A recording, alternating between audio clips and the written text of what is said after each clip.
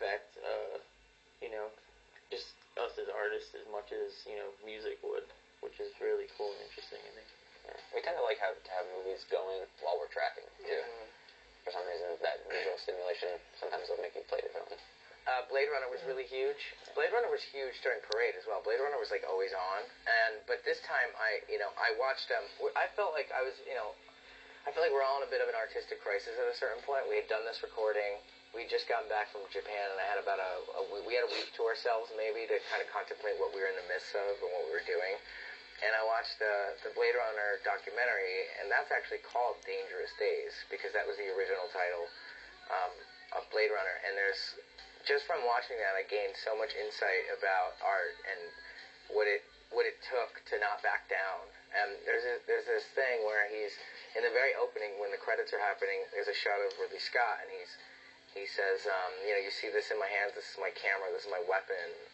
He goes, I'm not going to stop until I get what I want. And I was like, oh God, you got to really dig deep like this guy. Like we're going to have to really do what he just said.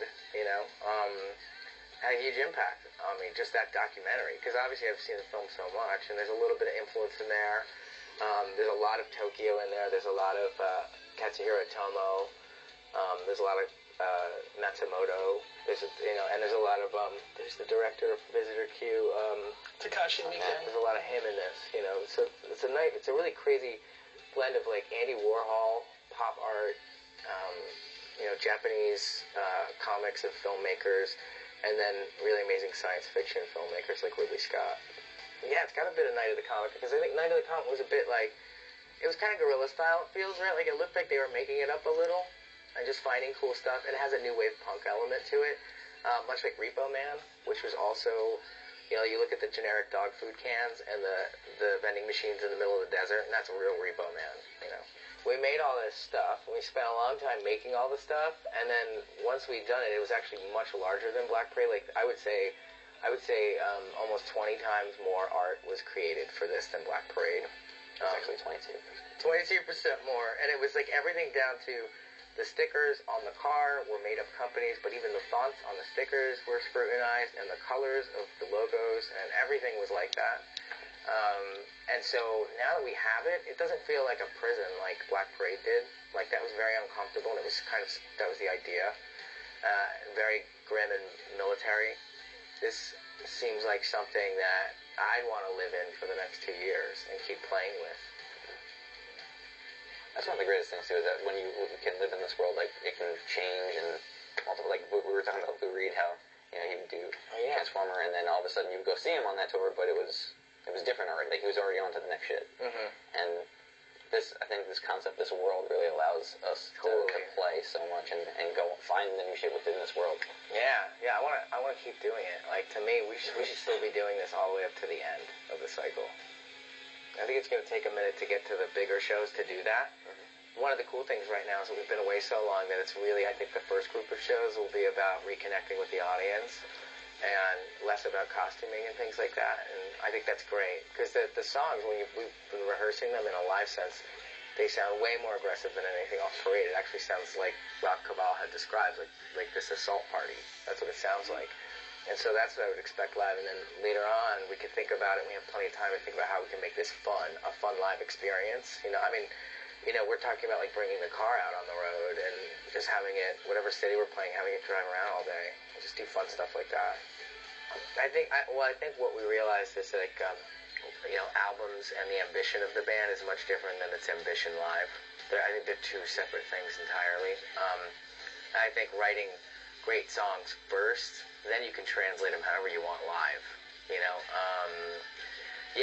were just talking about this in the break. Like, when you listen to that first attempt, it literally does sound like a band that has stripped everything away.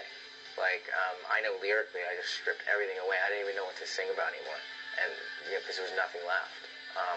And that's kind of what it sounds like. And we love a lot of those songs. Like, they're really special to us, but that's all you hear is so much nakedness that there's nothing to the band at that point. Estás viendo My Chemical Romance en especiales telehit. Estás viendo My Chemical Romance en especiales telehit. When we did Nana and we started talking about 2019, we felt like the record, even though it wasn't like a tight concept and have a story, it doesn't have a story or anything, but it felt like, if the record felt like these kind of transmissions from 2019. So I thought it would be amazing, to do this thing where you have a DJ, and I made this DJ up named Dr. Death Defying because I felt that the phrase Death Defying actually kind of sums up the band, and that's what immortality and rock and roll is all about. So it's actually obviously inspired by the soundtrack to Reservoir Dogs, and there is a lot of Tarantino in this, which I love, and so I kept thinking, like, what is the iconic phrase that's going to start this album? Like, what's kind of a new thing, even if people have said it before, but what's the one thing? Like, and I was in the art studio, we had this big chalk wall, and I wrote it on there, so I wouldn't forget it, Look Alive Sunshine, and I was like, yeah, that's what he would say, and then he really, if you're on a roller coaster and it's going up that big first peak, he's holding your hand. And then when you get to the top is really when Na Na kicks off, and then he just lets go of your hand, and then you're on this ride throughout the entire record. He checks in on you, and he says goodbye, but really, he handholds you only for, it seems like 30 seconds or a minute, and then you're in it. Jeff Aroff, who, he used to be like the chief art director, and he's like a legend in the business. He came by to hear the stuff, because whenever we finish a project, I like him to kind of see the art, because he kind of helped me with Alan Wakayama start the whole process of being an artist with the records. And so, like, he's the guy that said, your drawing needs to be the cover of Three Cheers. And so it's always important for me to get his opinion. And then he heard Na Na Na, and he said, I just see a big graffitied wall, and I see Na Na Na a million times. And he goes, I think you should also use that many nanas in the song. I think that should be the full title. And I guess he had done this record with Fiona Apple. And Fiona Apple, one of her singles, had a title that was apparently a paragraph long. And he said he'd always loved that about her, that she did that. And so I actually don't think there's enough nanas yet.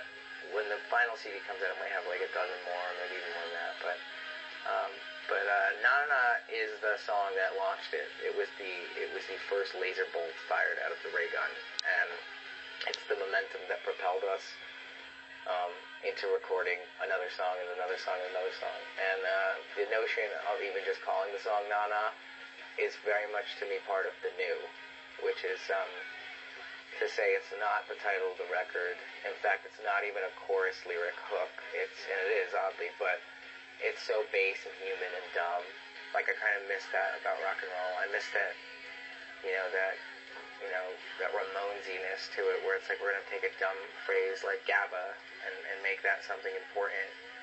Or even Hey Ya. That's what's so great about Hey Ya. Like, it's actually a next level song, Hey Ya, because it's so base and dumb and human, And in the lyrics, in a weird way, they've introduced you to Battery City.